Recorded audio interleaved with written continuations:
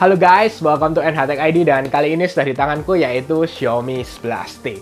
Tahun ini Xiaomi menghilangkan nama Mi ya, biasanya ada Mi 10, Mi 9, kali ini Xiaomi 11T dan Xiaomi 11T Pro.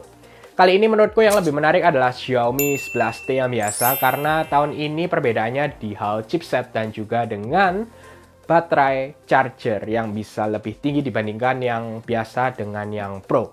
Nah, tahun ini untuk yang T yang biasa dan Pro di masalah chipset yang berbeda dengan Dimensity 1200 Ultra, lalu yang Pro kalian bisa mendapatkan Snapdragon 888. Baik, sebelum itu akan berikan unboxing experience Xiaomi 11T. Xiaomi 11T 5G sudah di studio dan kali ini berbeda dengan yang tahun lalu ya. Tahun lalu kameranya berbeda antara biasa dan yang Pro. Kali ini yang biasa juga mendapatkan 108 megapiksel. Lalu ini aku pilih adalah Meteorite Grey 8GB RAM dan 256GB storage. Dibuat di Indonesia seperti biasa. Langsung kita unboxing Xiaomi 11T. Yap, sambutan seperti biasa dari Country Director Xiaomi Indonesia Alvin Su.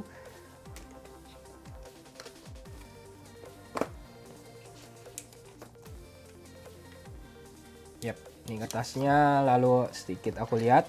Jadi dalamnya mendapatkan 67 watt charger yang diberikan di Xiaomi 11T kali ini.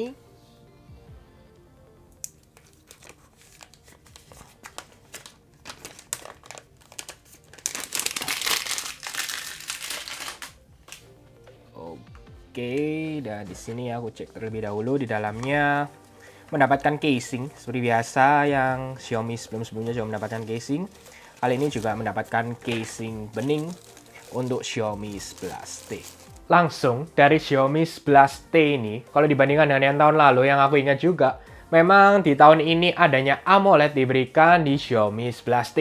Dan di sini aku ingin garis bawahi juga bahwa memang perbedaannya lebih di bagian untuk pengecasan dan juga untuk chipset antara Xiaomi 11T dan 11T Pro. Jadi kalian bisa sesuaikan hal itu saja, lainnya sama. Lalu untuk displaynya, kembali lagi, ini memang masih Full HD Plus dan ada 120Hz. Rata-rata tahun inilah ya, jangan sampai nggak dapat 120Hz. Dengan harga 6 juta ini, kalian bisa mendapatkan Adaptive Sync juga. Harapanku di tahun depan adalah semoga bisa juga mendapatkan Adaptive Sync yang benar-benar sampai 1Hz. Yang bisa memberikan experience lebih baik lah, always on display, lalu juga dengan konten yang kita tonton untuk menghemat baterai dan kualitas display yang diberikan, atau biasa kita bilang LTPO display. Dengan brightness 800 nits dan maksimal untuk HDR 1000 nits sih oke lah untuk kelas ini ya. Tapi memang kalau aku gunakan dengan high-end flagship, lalu aku coba dengan Xiaomi 11, berbeda. Tetap kualitasnya kerasa walaupun AMOLED, tapi ini berbeda jika kalian bandingkan dengan itu ya. Tapi overall sih nggak masalah, pasti kalian akan puas-puas saja dengan Xiaomi 11T. Lanjut, untuk bagian body. Jadi bagian body ini di pinggirannya masih aluminium frame, dan button-buttonnya ini clicky banget untuk volumenya. Tapi yang aku agak ingin garis bawahi di sini adalah untuk power button yang ada fingerprintnya. Jadi tidak ada on display di Xiaomi 11T ini, hanya di power button untuk fingerprintnya. Agak aneh sih, kerasa feel-nya agak aneh. Berbeda, tidak clicky banget dibandingkan jika kalian bandingkan dengan volume up dan volume down di Xiaomi 11T.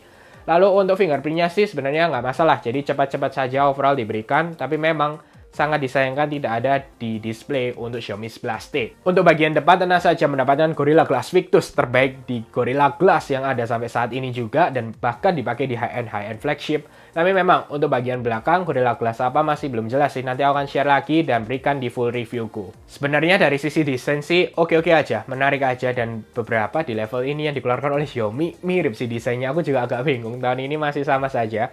Lalu untuk beratnya 203 gram, berbeda 1 gram dengan yang Pro, nggak kerasa sih, jadi oke-oke aja, mantap, nggak terlalu tipis, nggak terlalu tebal. Lalu untuk speakernya sama dua stereo speaker yang ada di bagian atas dan bagian bawah, menurutku panci oke banget di kelas ini, sudah paling baik lah menurutku dengan harga yang diberikan oleh Xiaomi, dengan speaker yang kualitasnya sangat baik.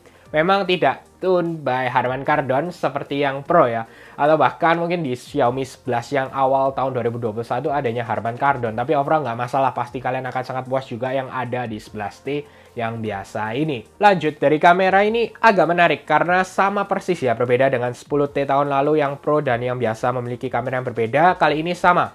108 megapiksel kamera utama, 8 megapiksel ultra wide, 5 megapiksel telefoto makro, dan juga dengan kamera depan 16 megapiksel. Jika kalian perhatikan, memang untuk di Xiaomi 11T hanya 4K 30 fps, tidak bisa 60 fps atau bahkan 8K. Sedikit aku jelaskan di sini, memang tidak bisa karena tergantung dari chipsetnya guys, bukan hanya hardware. Walaupun memang 108 megapiksel itu sebenarnya capable atau bisa dengan 8K video, tapi karena chipsetnya tidak bisa dengan MediaTek 1200 Ultra ini, sehingga maksimal di 4K 30. Bahkan hasil fotonya pun nanti aku akan tes juga ke kalian di full reviewku, tidak sama atau memberikan hal yang berbeda antara beda chipset ya. Computational fotografi yang sedikit berbeda.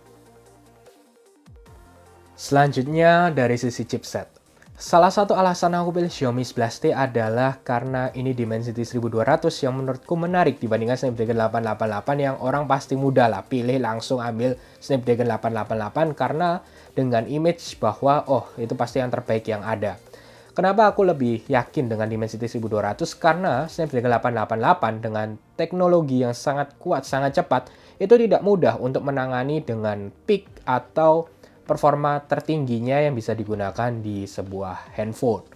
Karena itulah, kalau misalnya mudah pasti orang mengambil Snapdragon 888, tapi dengan Dimensity 1200 Ultra dengan 6 nanometer chip dan juga dengan performa yang tidak kalah jauh banget dibandingkan Snapdragon 888, untuk performa di awal atau tertingginya memang MediaTek Dimensity 1200 Ultra masih kalah dengan Snapdragon 888.